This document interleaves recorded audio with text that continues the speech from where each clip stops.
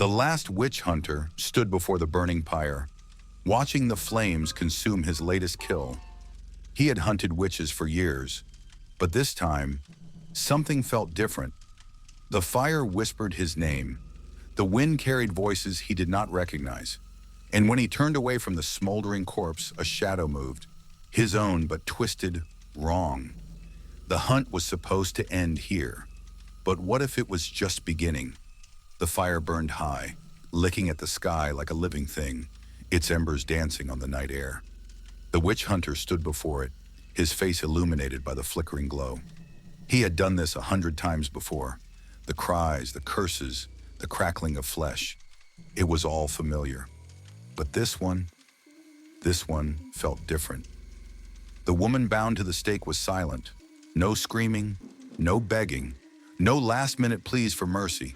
She only watched him, her dark eyes filled with something he could not name. And as the flames curled around her feet, she whispered words that made his blood run cold. "You think this is the end?" Her voice was barely a breath, yet it cut through the roar of the fire.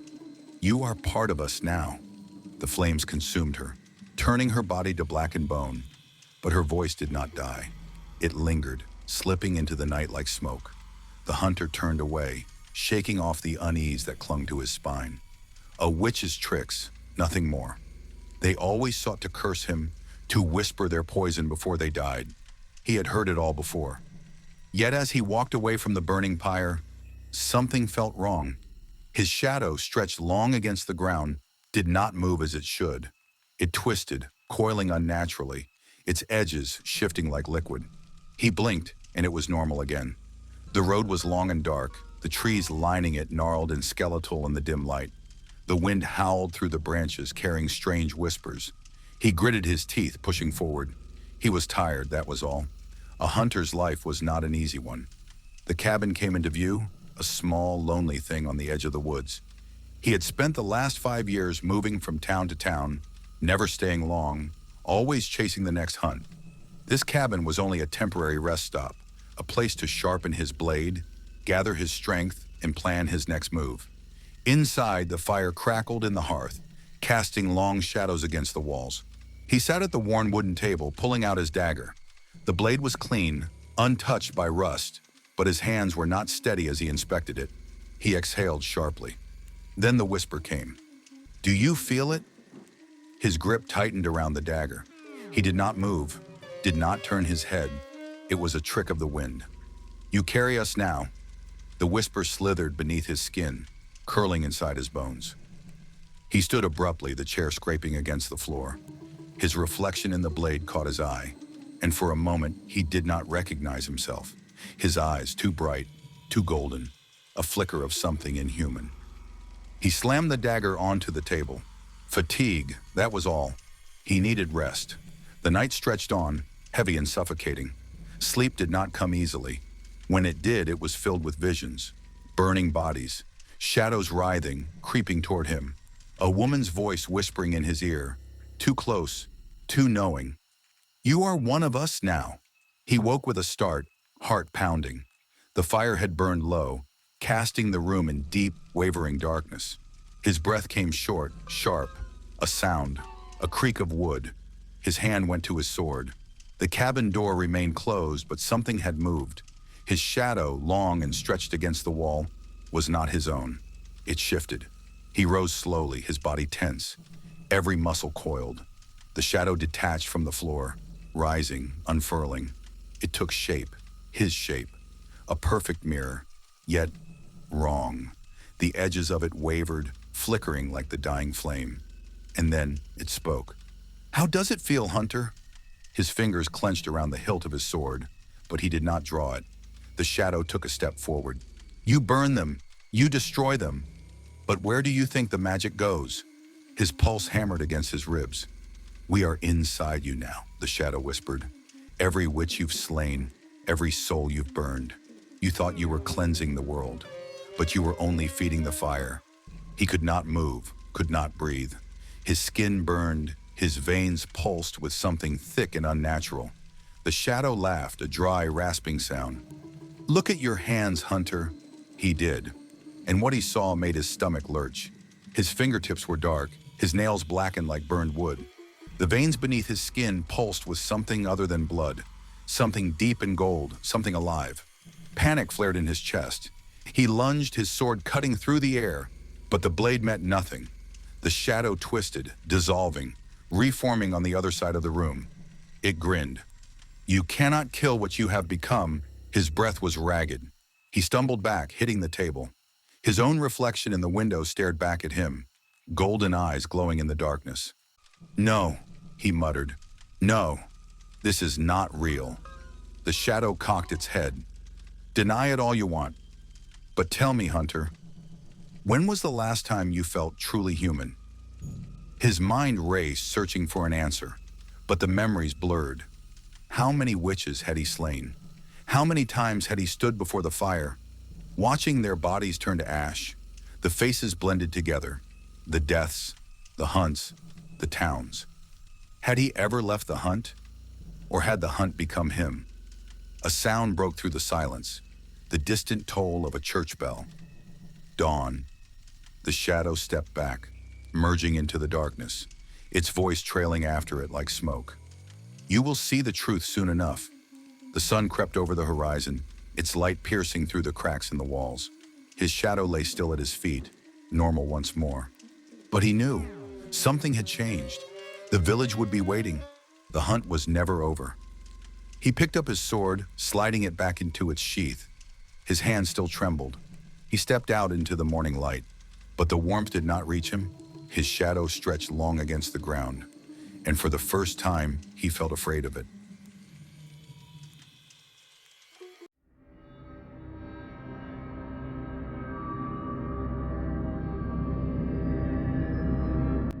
The Blood Moon Ritual.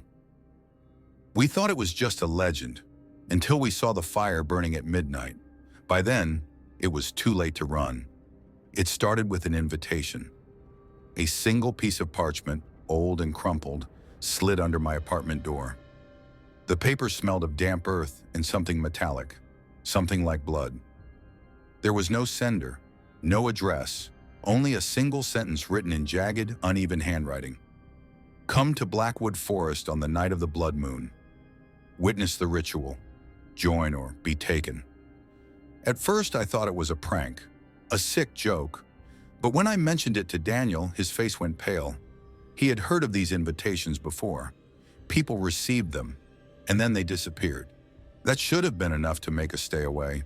But we were thrill seekers, always chasing the next ghost story, the next abandoned place, the next rush of fear. So when the blood moon night arrived, we packed our bags and headed into Blackwood Forest.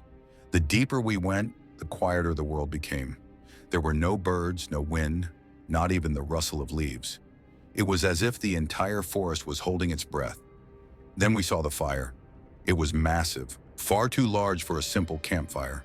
The flames twisted unnaturally, stretching toward the sky, pulsing in rhythm with something unseen.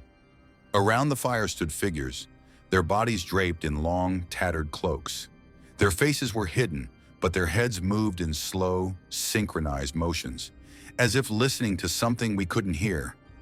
A chill ran down my spine. We should have left. We should have turned around right then. But we didn't.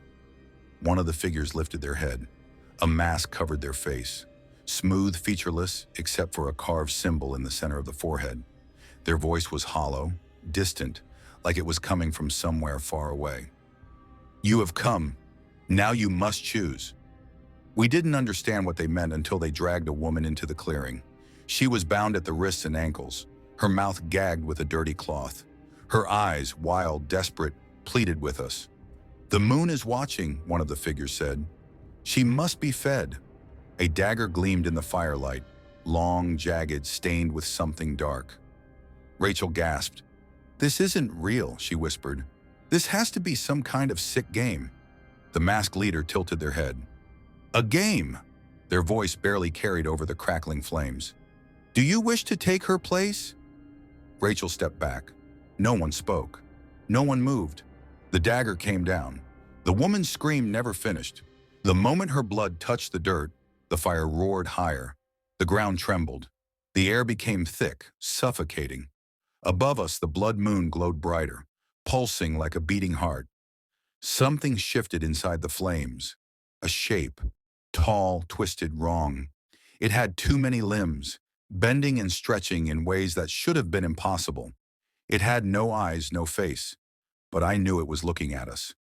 More, the leader whispered. More blood. More flesh. Olivia turned to run. She didn't make it 3 steps before something reached out from the fire. Something black, clawed, inhuman.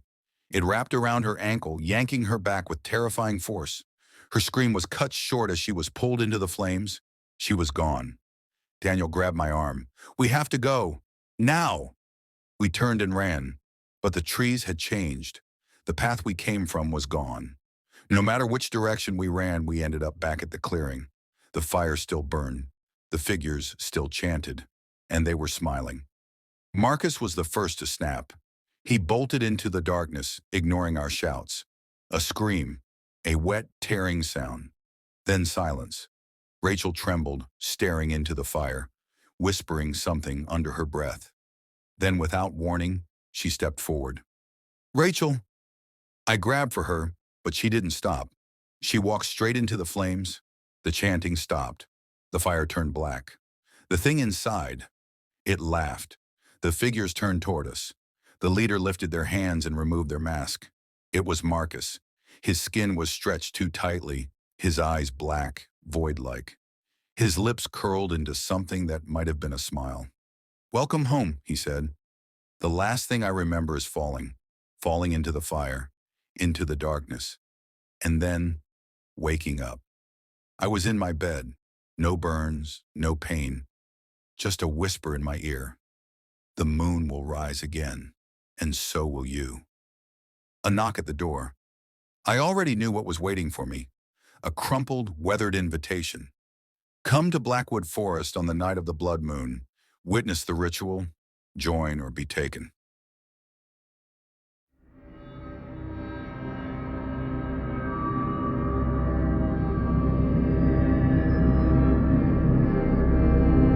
They thought it was just an old village legend, the tale of the fire circle, a cursed place deep in the forest where no one returned.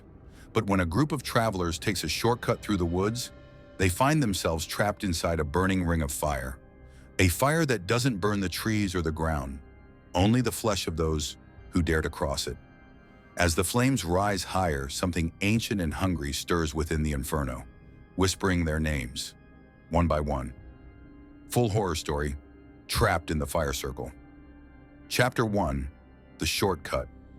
It started with a bad decision. Maya, Arjun, Danny, and Zishan were returning from a road trip when they decided to take a shortcut through the remote forests of Punjab. The GPS lost signal, but the road was clear, so they pressed on. As the sun set behind the thick trees, the road suddenly disappeared into dense undergrowth. "There's no way back," Arjun muttered. Then they saw it, a massive circle of blackened stones surrounding a clearing. In the center, the grass was dead, scorched in a perfect ring.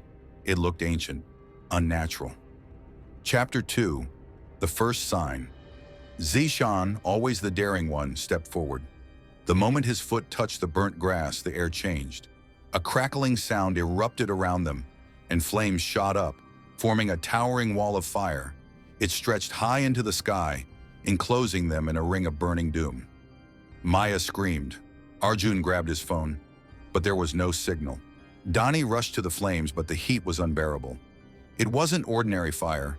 It didn't spread to the trees, didn't consume anything, just trapped them inside. Then came the whispers.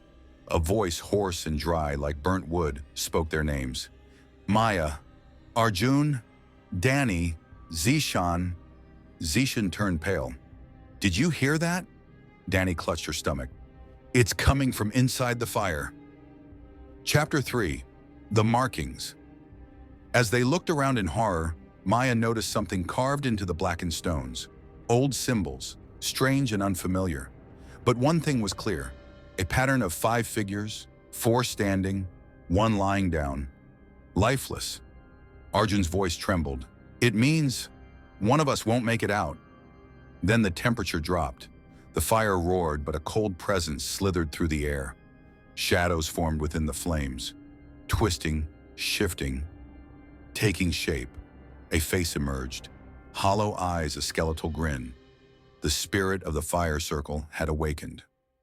Chapter 4: The First Sacrifice. Zishan panicked and grabbed a rock, hurling it at the figure in the fire. It passed through, but the entity laughed, a deep guttural sound that made their skin crawl. "You have entered the circle," it rasped, "and the circle demands blood." Suddenly, Zishan screamed. His hands blistered, his skin bubbling like melting wax. He staggered forward, his body pulled toward the fire. "Help me!" he shrieked. Maya and Arjun tried to hold him back, but Danny was frozen in shock. The entity in the flames raised a bony hand, and Zishan's body lifted off the ground. His face contorted in agony as he was dragged, inch by inch, toward the inferno. And then, he was gone, consumed. His screams faded into the crackling fire. Chapter 5: The Haunting Truth. The fire didn't die down. If anything, it grew stronger. The markings on the stones changed. Now only 3 figures remained standing. "We have to find a way out," Danny sobbed. Maya knelt by the stones, tracing the symbols. "This is a binding spell. Someone trapped this thing here by feeding it souls. If we break the circle, we break the curse." "But how?" Arjun asked desperately. The whispers returned. This time, they came from inside their heads. "Only blood can break the circle." Maya's heart pounded. "We have to offer something, or someone." Chapter 6: The Betrayal. Arjun's face darkened. "One life to break the curse?" His eyes flickered to Danny. Danny backed away. "No! There has to be another way!" But Arjun had already grabbed a sharp rock. Before Maya could stop him, he lunged at Danny. She fought back, screaming, clawing at his face, but he was stronger. With a final desperate thrust, he drove the stone into her chest. The fire reacted instantly. A shock wave burst through the air, the flames swirling wildly. The entity roared in fury. The fire was fading. Chapter 7: Escape or Not. The moment the flames died down, Arjun and Maya stumbled out of the circle. The air felt lighter, the darkness of the forest seeming normal again. "It worked!" Arjun gasped. But as they turned to leave, a whisper slithered into their ears. "The circle is never broken." A cold hand gripped Maya's ankle. She looked down. Danny's lifeless eyes stared back. And then, the fire returned.